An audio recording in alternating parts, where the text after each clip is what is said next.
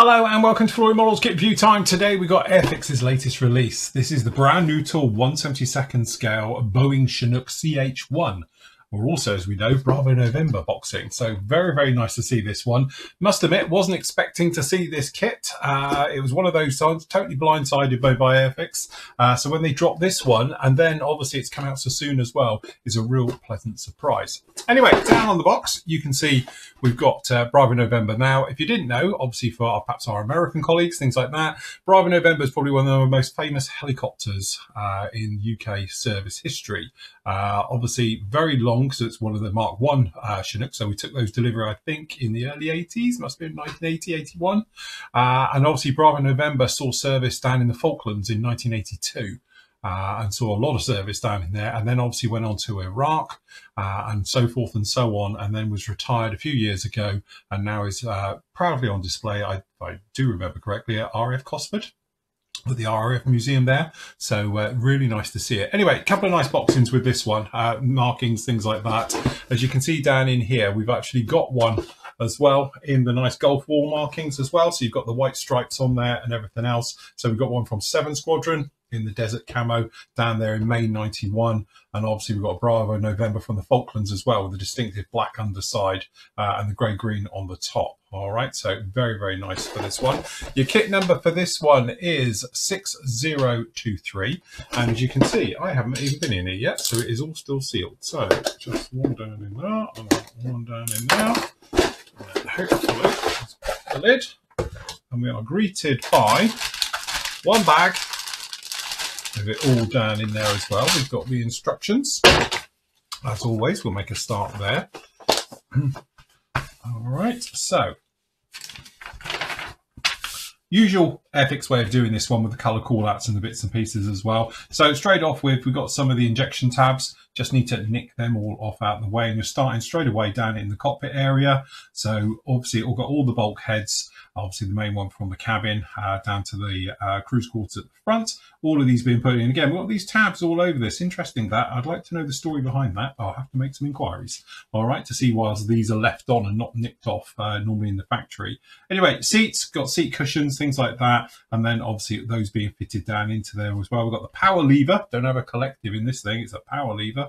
And we've got the cyclic. Those are being put in as well. Then obviously we've got the instrument panels. It looks like we've got a decal for the instrument panel going down in there as well. And then obviously all of that being fitted up on the front. All right, then we're down in the back. Nice to see we have got a nice cargo with the seats as well. So obviously you could do it with the seats down position right the way through. Both rows of those down in there. Looks like we've got some nice detail around the back here. There's lots of plumbing. If you've ever been in a Chinook, you'll know there's loads of plumbing work down the back of this one. So we've got some of those down in there. A few holes to open up as well for the winch, things like that being fitted down onto this one. And then obviously we've got a temporary piece down on the bottom as well. So again, looks like you've got a little temporary one going down in there. That's why it's saying do not glue, I assume. All right, with those going down.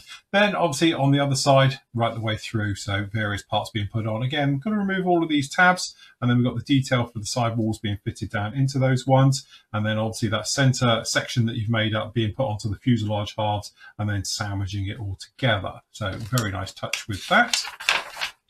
All right, then we've got another one of these as well, which are these temporary areas, and I assume it's just so you get a nice sort of square top to it and things like that. So that's a nice one. Open up the holes down the bottom, and then obviously you're going to be having that plate going to go down on the bottom, which is a far nicer way of doing it and having a big center seam down the middle. So quite happy to see that one there. Then obviously with it all together, you can obviously get the top parts down on there. So we've got that bow going across. Again, that's going to hide that seam. So really nice thoughts on this kit about getting rid of seam lines that traditionally you'd have to sand and fill and get rid of. So obviously by having the plate that's going to go over the top, that's going to hide all of that nicely out of the way. All right, so again, up onto the engines, not a lot of detail onto this one, so just got the engines going down in there. We've got the covers, and it looks like we do get both types of covers as well. We've got the standard normal sort of filter intakes, and we've got the sandbox filters on there as well. So again, you could do it as an older version or a brand new up-to-date one as well, with the nice sand filters on there. So that's another really nice touch with this kit. Gear being fitted down in there as well, so main big fat gears going on the fronts there, the little smaller ones at the rears being put in, and again some nice options with the ramp. So we can have the ramp fully closed up. We can just have it with a ramp, or you can have it with the actual plates down at the back as well. So all three versions of that done very, very nicely. You can see just down in there. Another great touch with this kit is the way that the glasswork goes in afterwards, so you don't have to worry about it. You can just mask these up, paint the entire thing, and then pop the windows in afterwards. Very, very nice indeed. And then we've got the glasswork going on the front. And as we know, with all helicopters, I'm not a fan of this business where it's right up to the edge, so you're following it. I like to go to the next panel line back, so that way if you have got any fit issues, you can deal with them. Hopefully there is no fit issues on this, but if there was, I'm just not a fan of the way that they always seem to do it like that. All right. Then obviously we've got the main door at the front, and again you can do that very nicely with obviously full door closed, obviously just the bottom plate, or it's swung down as well, so some nice touches like that, and again having them all closed up in the position so you can see. All right, very, very nice.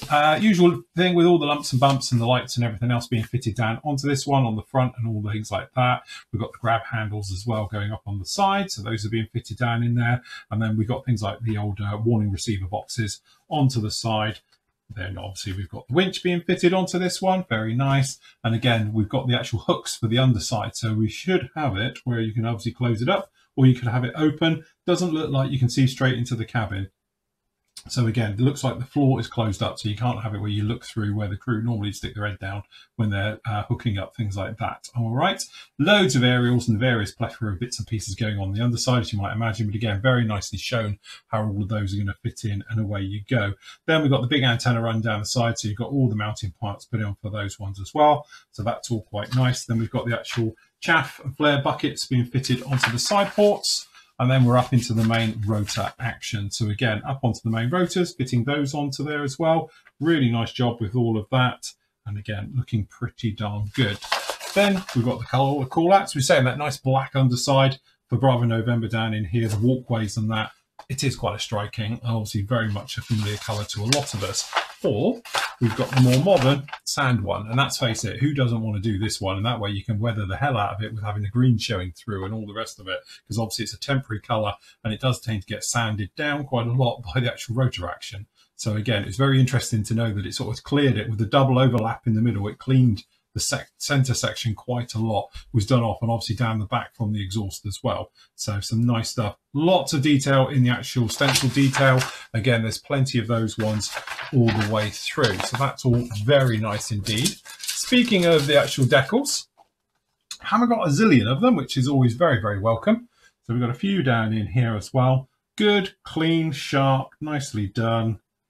No problem with any of those at all. Very, very nice indeed. So yeah, good job with those. Those look very nice indeed.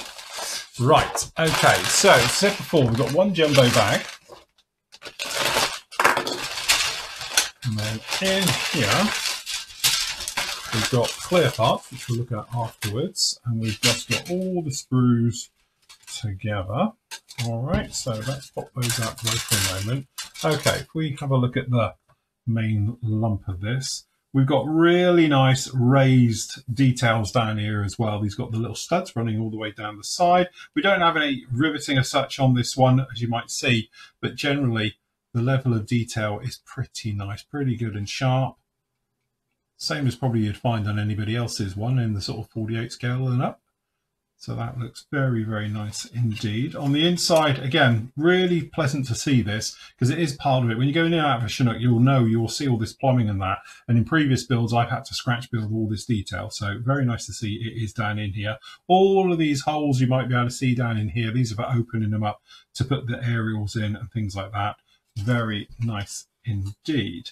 So again, the way that they've done this is a one piece. We're assuming, unless they're going to do an entire fuselage, it's got a slightly different breakdown to perhaps to other manufacturers where they do the actual, these areas down in here slightly different. So you can do later versions of the Chinook, like doing the Mark IIs and so forth.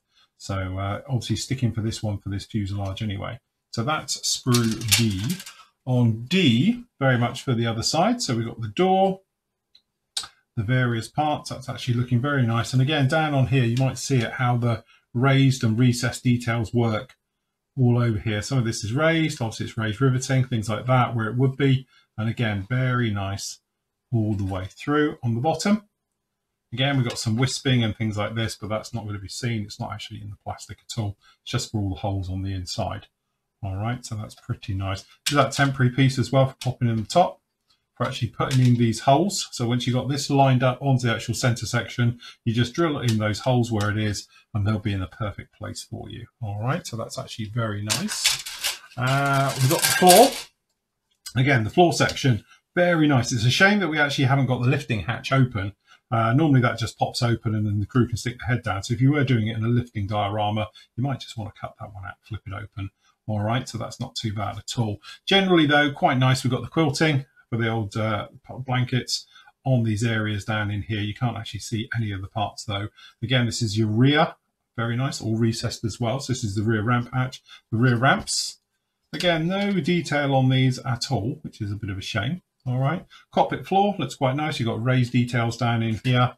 And again, a little bit of blank work on there. The seats themselves look very nice. Again, once they're painted up and detailed, I think they'll be absolutely fine. No problem with that. Lots of detail. It's a great little kit, this. So on C, this is the internals. Again, very modular the way it goes in there, but I can imagine this goes together really, really well. So that's actually quite nice. So you've got the plumbing and the wiring on these running down the back. This is your tail ramp as well. This is a bit they don't want to break when they're on exercise because it's quite expensive, I'm told. And again, really nice raised detail on this. It's a shame the actual last bit of the ramps coming off haven't got any at all. So, because they've got it there. And again, you've got the little blades down on the side, recessed details. That's actually looking all very nice indeed. Then we can come down into this section down in here. So down in here, we've got the very much all the small parts. All right. So tons of aerials, as you might imagine.